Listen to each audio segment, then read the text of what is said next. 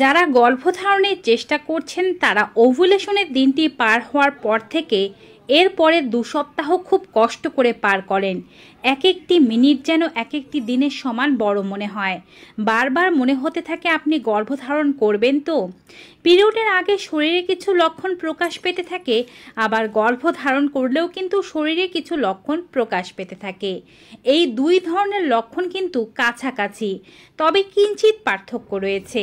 আজকে আমি গর্ভধারণের লক্ষণ ও পিরিয়ডের লক্ষণের মোট 7টি সুস্পষ্ট পার্থক্য সম্পর্কে আপনাদেরকে জানাবো, যা থেকে আপনারা বুঝতে পারবেন যে আপনি গর্ভবতী হয়েছেন বলে এই লক্ষণগুলো দেখা যাচ্ছে নাকি এগুলো পিরিয়ডের লক্ষণ।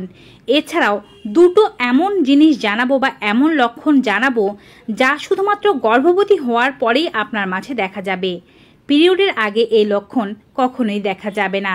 যারা মা হতে চাচ্ছেন কমেন্ট বক্সে অবশ্যই লিখে দেবেন মা হতে চাই, যেন অন্যরাও আপনার কমেন্ট পড়ে এবং আপনার জন্য প্রার্থনা করতে পারে। চলুন শুরু করা যাক। গর্ভবতী হলে কিছু লক্ষণ শরীরে থাকে। তার মধ্যে প্রথম লক্ষণ হিসেবে বলছি ইমপ্লান্টেশন ব্লিডিং বা গর্ভরোপণ রক্ত। ইমপ্লান্টেশন ব্লিডিংও পিরিয়ডের আগে হয়ে থাকে, আবার পিরিয়ডের আগে অনেকের হালকা হালকা ডিসচার্জ যেতে থাকে, যা থেকে অনেকে কনফিউজড হয়ে যান এটি তাদের ইমপ্লান্টেশন নাকি পিরিয়ড। ইমপ্লান্টেশনের ক্ষেত্রে ইমপ্লান্টেশনের ব্লিডিং পিরিয়ডের 7 থেকে 10 দিন আগেও হতে পারে বা 2-3 দিন আগেও হতে পারে। এটি খুবই হালকা হবে, 1-2 ফোঁটা স্পটের মতো আসবে। এর জন্য কোনো প্যাড ব্যবহার করার দরকার পড়বে না। সর্বোচ্চ 1-2 ঘন্টা থেকে 1-2 দিন পর্যন্ত থাকতে পারে। এর কালার কখনোই ডিপ রেড হবে না, অর্থাৎ গাঢ় লাল হবে না। এটি গোলাপি কিংবা ব্রাউন কালারের হবে। এর সাথে কোনো চাকা বা ক্লট যাবে না এবং পেটে তীব্র ধরনের কোনো ব্যথা হবে না। ব্যথা হলেও হালকা ব্যথা হতে পারে। এটি হচ্ছে ইমপ্লান্টেশন ব্লিডিং। এটি বন্ধ হয়ে যাবে এবং এরপরে সাদা স্রাব আসতে শুরু করবে। পিরিয়ডের ক্ষেত্রে যেটি দেখা যায়, প্রথমে কারো কারো ব্রাউন ডিসচার্জের পরে লাল রক্তপাত হতে পারে। এক্ষেত্রে ক্লট আসবে, পেটে ব্যথা থাকতে পারে। 3 থেকে 7 দিন এটি থাকবে।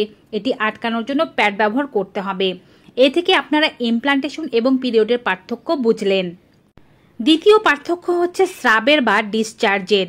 যখন আপনি গর্ভবতী হবেন তখন দেখা যাবে যে ওভুলেশনের দিন পার হওয়ার পর থেকে আপনার স্রাব আসতে থাকবে।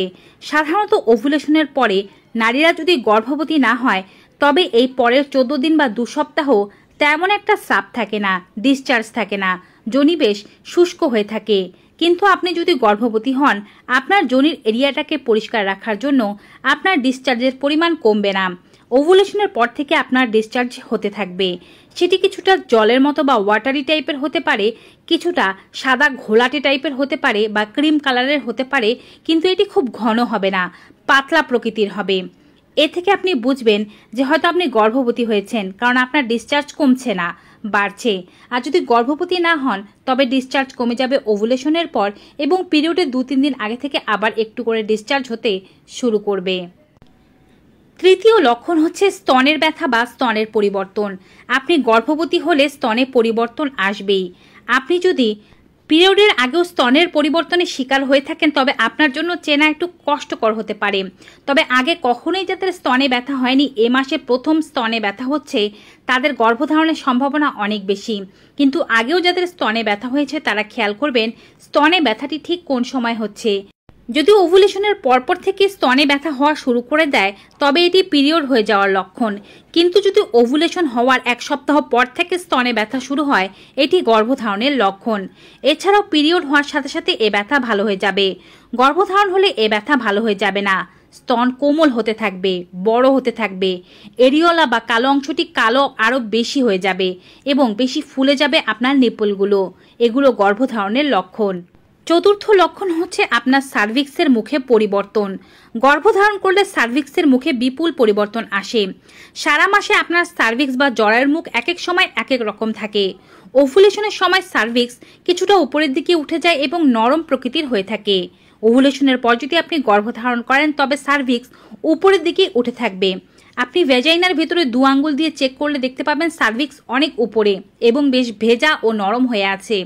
কিন্তু যদি আপনি গর্ভধারণ না করেন পিরিয়ড হওয়ার আগে সার্ভিক্স অনেক কাছে চলে আসে এবং এটি অনেকটাই শক্ত হয়ে থাকে, নাকের ডগার মতো।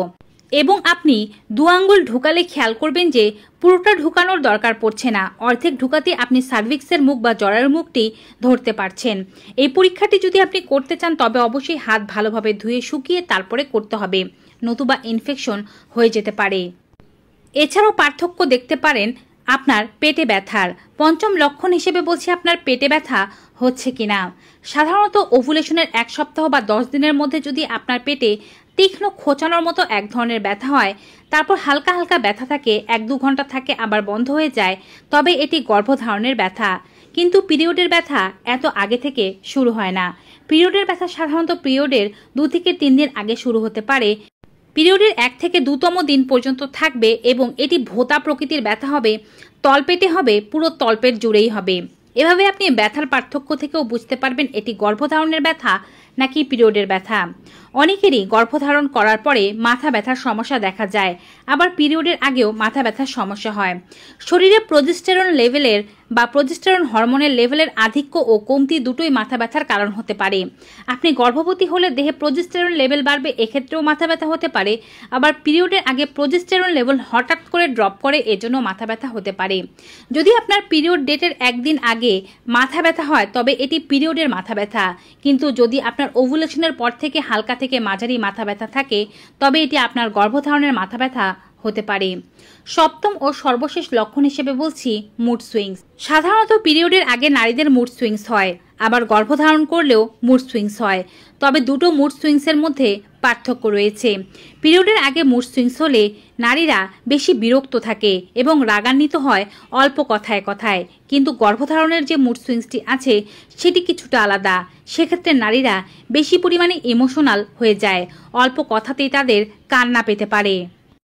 এবারে বলছি সেই দুটো লক্ষণ সম্পর্কে যা কখনোই পিরিয়ডের আগে হয় না, এগুলো গর্ভধারণেরই লক্ষণ। প্রথমত, যদি আপনি খেয়াল করেন ওভুলেশনের পর ইমপ্লান্টেশন হওয়ার পরে বমি বমি ভাব হচ্ছে কিংবা বমি হয়ে যাচ্ছে, খুব বেশি কষ্ট হচ্ছে খাবার খেতে গেলে গা গুলিয়ে উল্টে আসছে, পিরিয়ডের আগে কখনোই এমনটা হয় না।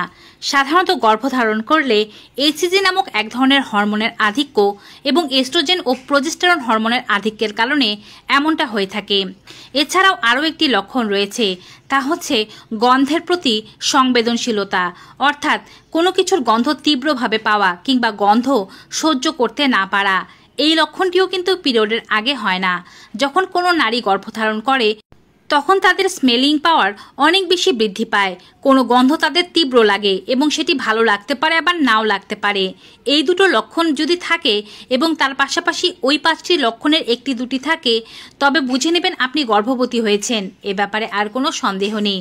ভিউয়ার্স, ভিডিওটি কেমন লেগেছে কমেন্ট বক্সে অবশ্যই জানাবেন। নতুন কোনো ভিডিও নিয়ে আপনাদের মাঝে আবার হাজির হয়ে যাব। সবাই ভালো থাকুন, সুস্থ থাকুন। Goodbye and take care.